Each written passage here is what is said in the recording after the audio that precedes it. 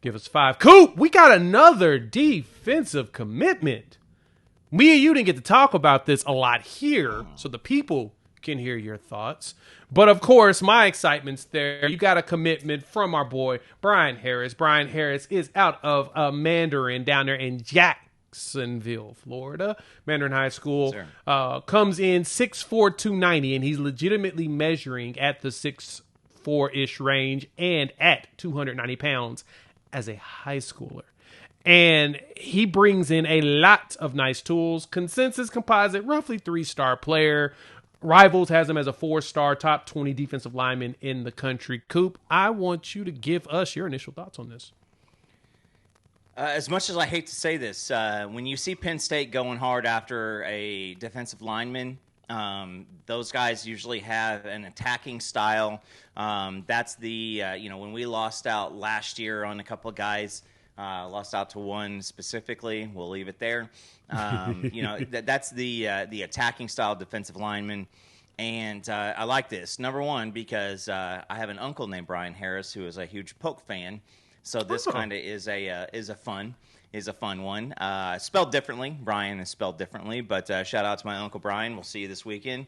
No, this is good because you a lot of questions going along around where are the commitments at, and it always gets about this point of the year to where we are looking at the rankings and going, what's going on? Like, are we going to start sometime soon? Like, we're just kind of building up momentum, right? What's going on? And so you get a defensive lineman. This guy is one of the fastest risers, if you've read any articles. He's a guy who is continually getting more and more accolades. And so at the 290, 6'4", you get him in on campus. By time the end of the senior year, get him a little Schmitty time, and 300's not too far away. So pretty excited about Brian to be joining the fold. And it's crazy. It's not too long ago that defensive linemen and safeties were not the thing that Oklahoma was known for, but now you have the safety room, which is just extremely stacked. You have the defensive line room that is, whether it's the edge or whether it's interior, we continue to stack the names, and Brian Harris is the next one up. So pretty excited about him. A lot of powerful hands. He is a guy who is pretty quick, but also pretty stout at the same time. So a guy that as soon as Mr. Bates gets a chance to get him in and work, I know that he was recruited by Chavis and Bates. And this is just another one of those guys, and the negative effect is continued to show with Brian. He has a very, very, very good, kind of a hybrid skill set. And this is a guy who projects as an NFL body, and that's what you're starting to see out of these recruiting schemes.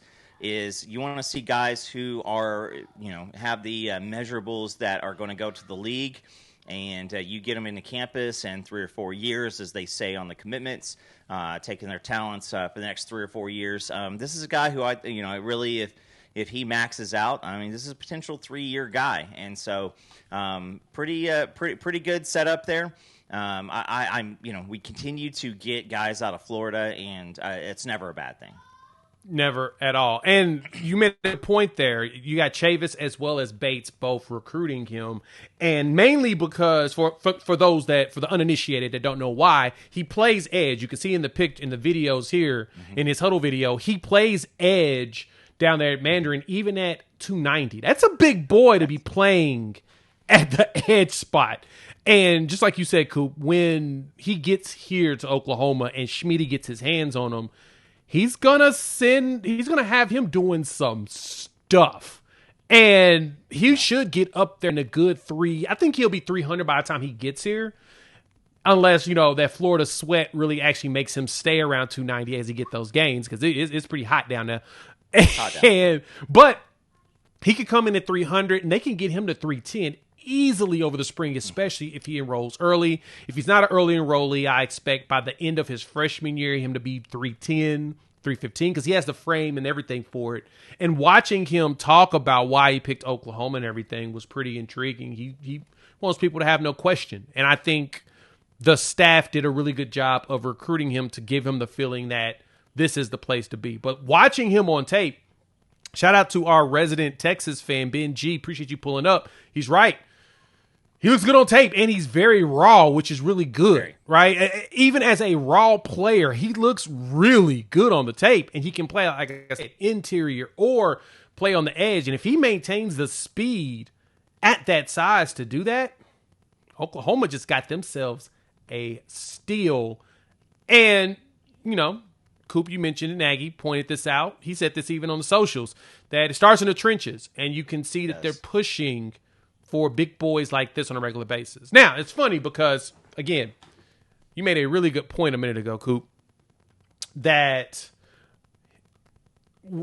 we missed out on, you know, someone that we were going after when it comes to the, you know, the recruiting trail. And this is something to kind of point out here. Give me a second. I want to get this right for you all so you can see it. But this is the sheet of folks that was after this young man. From Oklahoma to Penn State, Mississippi State, you know, you got Stanford, West Virginia, then you start getting down there for real. South Carolina, Alabama, Michigan, Ole Miss. He was committed to Maryland. Duke, NC State, all the way down to Auburn here at the bottom. A lot of the programs that are known for having really good defensive linemen was after 100%. The kid. That tells you everything you need to know about the talent. I mean, yeah, 3-star, cool. Jaden Jackson was also considered 3-star, and then as the season progressed, he started to move up, which I think Brian will as well, because he was an Under Armour All-American at their camp, that the UA Next camp. He was an MVP there. He was MVP at that camp recently. So now you see yourself with a dude, big hands, big body, broad shoulders, and athletic for a big man. Cool. We probably got ourselves yet another steal in recruiting. He is a guy who, and you know, as you say, with the raw pieces there, it is an absolute it's an absolute pleasure to be able to see that guy go out and really not know what he's doing yet. And so you get him into some really, really good coaching.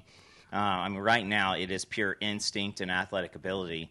And so you get a guy like that, he's going to have to learn technique. This is not a guy, I mean, it doesn't matter how raw you are and how explosive you are.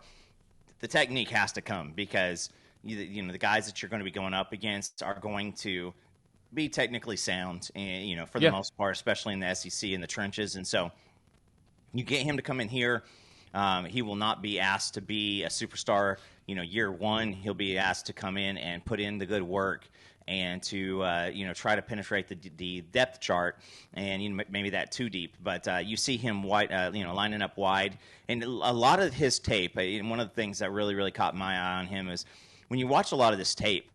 They show the wide field view, and you just see how much space is out there and open, and it just points out more and more, like this one right here.